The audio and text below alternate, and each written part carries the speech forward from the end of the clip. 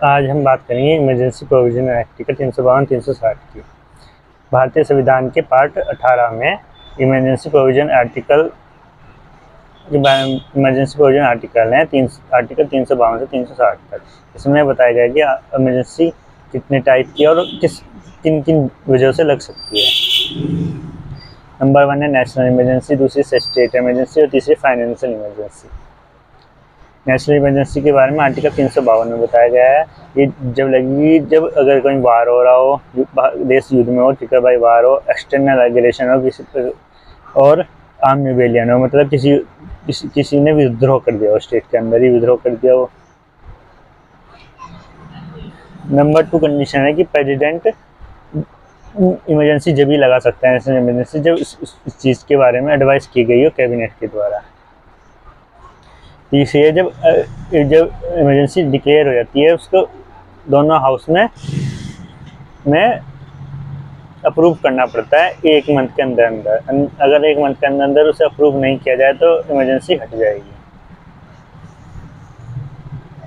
Emergency can be extended इंडेफिनिटली with approval of parliament every 6 month. अगर आप parliament से हर 6 महीने में वो करवा के इमरजेंसी को कितने भी समय के लिए आगे बढ़ाया जा सकता है।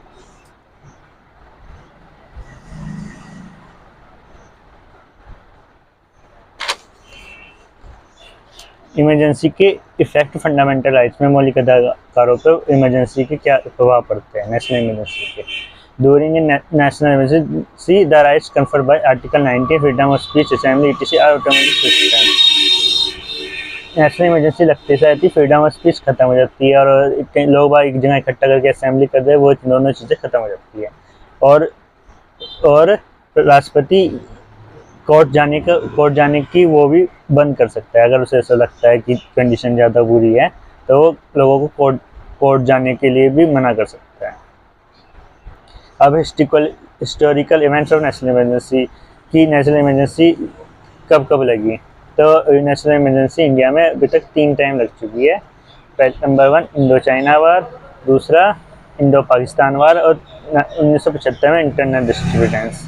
ये दोनों तो वार की वजह से लगी थी, लेकिन तीसरी वो 1975 में प्रेसिडेंट फखरुद्दीन अली अहमद ने लगाई थी, प्राइम मिनिस्टर इंदिरा गांधी के कहने पर। इसके लिए कैबिनेट से पूछा नहीं गया था, सीधे प्रधानमंत्री के लगाने को कह दी थी, इसलिए इस पर विवादित है। इसमें बहुत सारे मौलिक फंडामेंटल राइट्स लोगों के छीन लिए गए थे और पार्लियामेंट से इसे पास भी नहीं किया गया था। और नंबर 2 में रखती है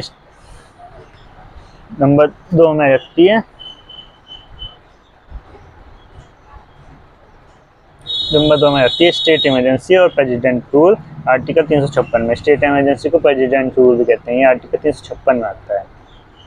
ये जब इम्पोज की जाती है जब कॉन्स्टिट्यूशनल मशीनरी स्टेट की काम नहीं कर रही होती, अगर फेल हो जाती है, अपना काम ढंग से नहीं कर पा रही होती।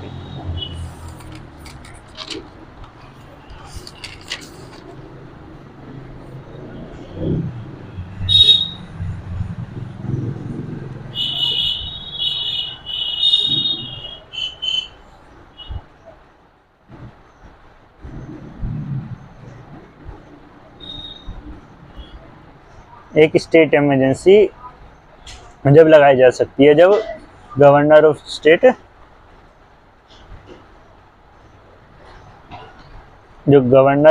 है वो राष्ट्रपति को लिख के देता है कि रिपोर्ट लिख के देता है कि इस राज्य में स्थिति अच्छी नहीं है, स्टेट में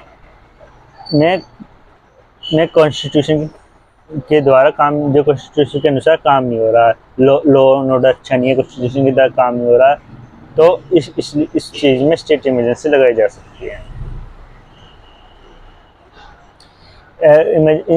इस इमरजेंसी के अंदर प्रेसिडेंट सब काम अपने हाथ में ले सकता है, कोई ज़रूरी काम अपने हाथ में ले जाके और काम स्टेट की गवर्नमेंट को ही दे सकता है।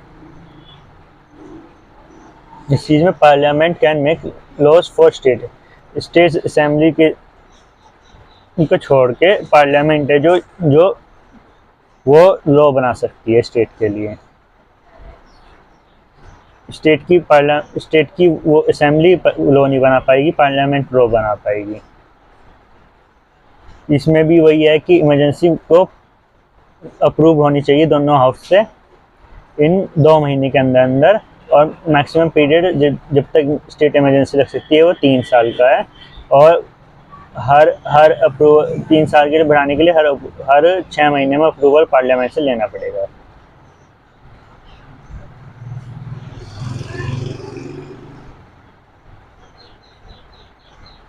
अब इसका इंट्रोडक्शन है कि आर्टिकल 356 का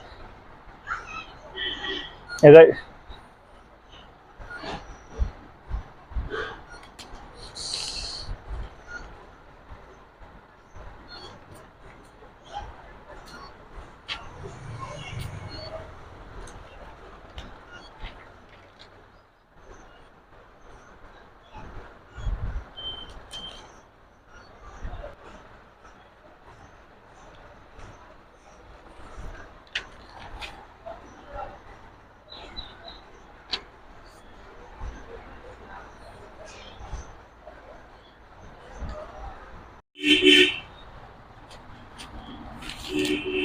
अब स्टेट इमरजेंसी में यूनियन गवर्नमेंट डायरेक्ट कंट्रोल ले सकती है स्टेट मशीनरी का। ये चीज़ ये एग्जीक्यूटिव अथॉरिटी वो एक्सरसाइज कर सकती है through the central appointment governor. Governor के द्वारा वो चीज़ कंट्रोल कर सकती है स्टेट रूल्स में। गवर्नर अपने एडमिनिस्ट्रेशन के लिए वही नॉन पार्टीशन मतलब जो किसी पार्टी से जुड़ा हुआ नहीं हो उस बंदे को, रिटायर्ड सिविल सर्वेंट को नौकरी पे लगा सकता है, अथॉरिटी दे सकता है कि वो स्टेट कंट्रोल करे।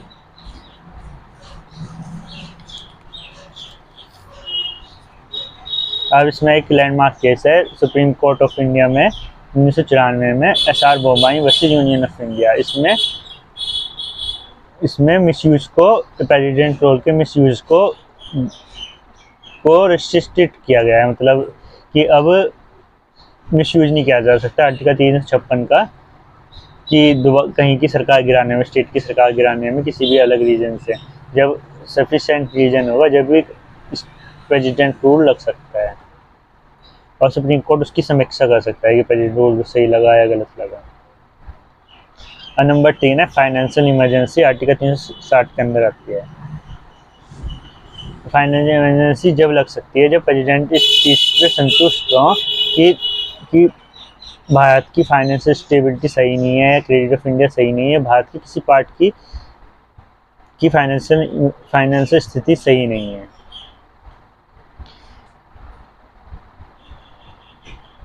इस टाइम पे during such emergency executive authority of union stand to giving direction to any state to observe. इसमें सेंट्रल गवर्नमेंट किसी की जो अथॉरिटी हैं जो फाइनेंशियल रिलेटेड हैं किसी भी स्टेट को या स्टेट को, राज्य को तो डायरेक्शन दे सकती हैं कि उसकी स्थिति अच्छी हो। और प्रेसिडेंट इस चीज़ में डायरेक्शन दे सकता है कि सैलरी कम कर सकता है जो सरकारी कर्मचारी हैं या अलाउंस उनकी कम कर सकता है।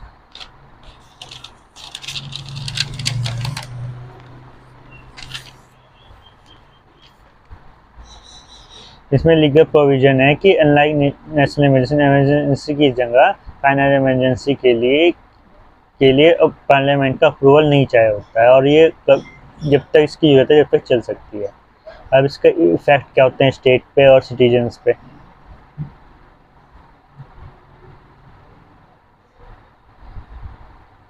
फाइनेंशियल इमरजेंसी के दौरान president can direct state to observe certain canons of financial property and can also direct all money bills or financial bills require his approval before the introduced in the state legislature। कि financial emergency के दौरान president states की financial property और money bills और financial bills देख सकता है और मनी बिल्स और फाइनेंशियल बिल्स को पास करवाने के लिए राष्ट्रपति की अनुमति पहले चाहिए होगी, उसके बाद वो स्टेट लेजिस्लेशन बनेगा, कानून बनेगा। ऐसा नहीं हो सकता बिना प्रेसिडेंट के उसके कानून बन जाए वो स्टेट के लिए। जैसे गवर्नर की चाहिए होती है इसमें उसकी चाहिए राष्ट्रपति की। गवर्नमेंट एम्प्लॉय की सैलरी कम कर सकता है, रिड्यूस कर सकता है, इंक्लूडिंग जो जज हैं सुप्रीम कोर्ट के या हाई कोर्ट के उनकी भी सैलरी कम हो सकती है।